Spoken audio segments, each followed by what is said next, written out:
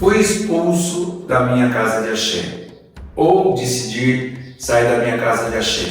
E agora? Qual caminho tomar? O que eu faço? Vamos falar sobre isso. Olá pessoal, meu nome é André Luiz Moraes, eu sou presidente da Federação Caminho dos Orixás. Esse canal chama Caminho dos Orixás e sou o Babalorixá. Vamos falar de um assunto bem polêmico e legal. Então vamos lá, falando de expulsão. Nós sabemos que no Brasil existem várias casas de candomblé e essas casas têm a sua forma de culto. Nós temos o candomblé de Queto, nós temos o candomblé de Angola e nós temos o candomblé de Xixi. Hoje também nós temos o culto de Ifá, que é bem forte no Brasil. E temos nossas casas de Umbanda também. Na Umbanda não se faz orixá. Então, quando as pessoas decidem sair ou quando elas são expulsas da sua casa, o meu conselho é busque uma nova casa. Quando as pessoas são expulsas de uma casa de axé, de candomblé ou de culto, ou elas decidem sair, é a mesma orientação, procurem uma nova casa. Então nós temos que pensar qual seria a relação desse iniciado ou desse filho com o seu Babalorixá ou sua Ialorixá, qual seria a autoridade que há para esses sacerdotes e qual seria a disciplina que há para o seu filho. Porque as pessoas, quando elas se iniciam, muitas delas esperam dos seus orixás milagres. E muitas vezes os babalorixás, para ter aquele momento iniciático, também diz que o orixá vai fazer milagre. Aí se vocês me perguntarem, como muitas pessoas me perguntam, orixá faz milagre? Sim, o orixá faz milagre. Na minha vida ele fez milagre. Mas esse milagre só pôde acontecer porque eu me permiti. Porque o orixá me fez ser uma pessoa melhor ou diferente. E eu soube lidar melhor com a minha existência. Mas eu fui expulso da minha casa de axé e o meu sacerdote falou que ia me queimar e queimar meus ibás orixás.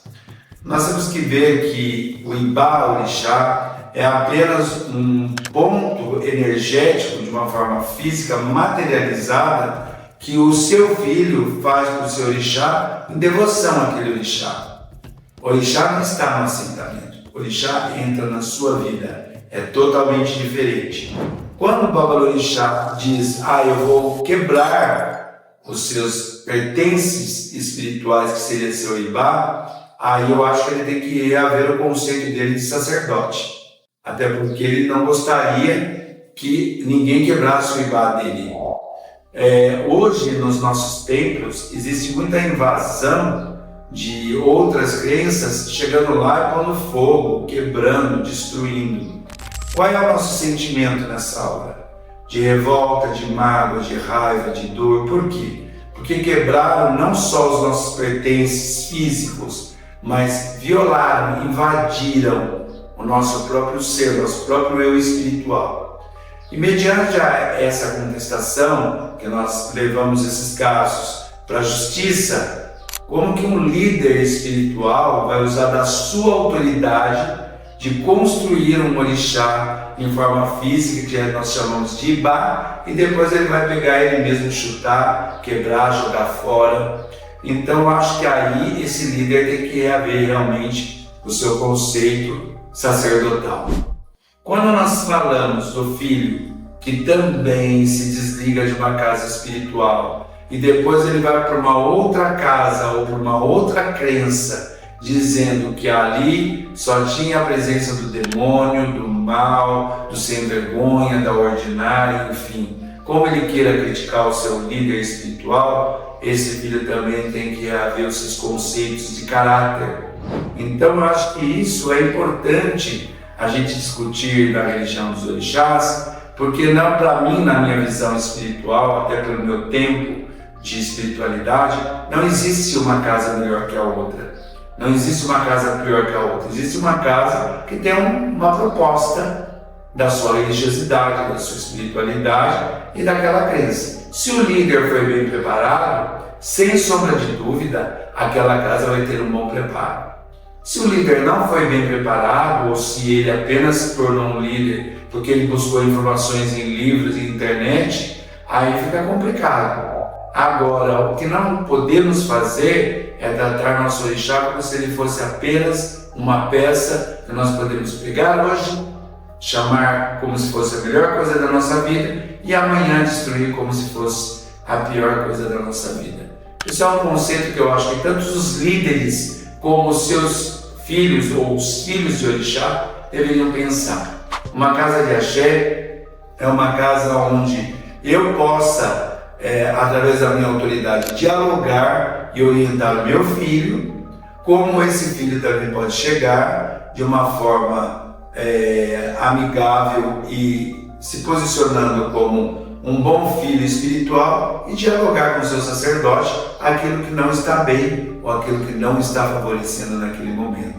O diálogo é o melhor caminho para a gente encontrar a resposta para a vida ou para as atitudes que devemos tomar, sendo hoje ou não. E expulsar um filho da casa, eu acho que isso não é um papel de um líder. E um filho sair de uma casa e destruir seus assentamentos, seus ibás e falar mal do seu sacerdote também não é uma boa escolha, não é um bom caminho para esse filho. Não porque haverá uma represália espiritual, e sim porque a pessoa mostra que aquele período que ela viveu não serviu para nada.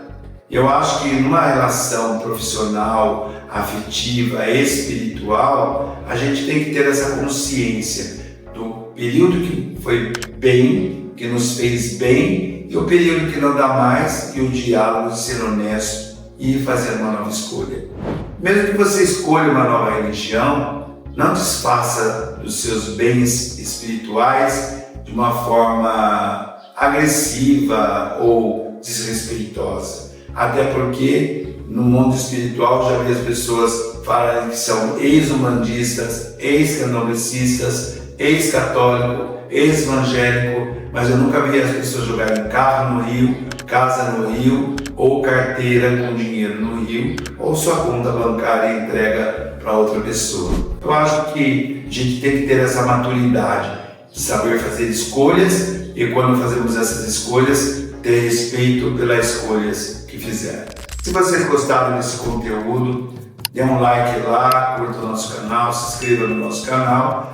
Como sempre, eu aceito sugestão também de vídeos, de conversas que devemos ter aqui pela rede social. O que eu puder levar de informação, de conhecimento, eu vou ser grato.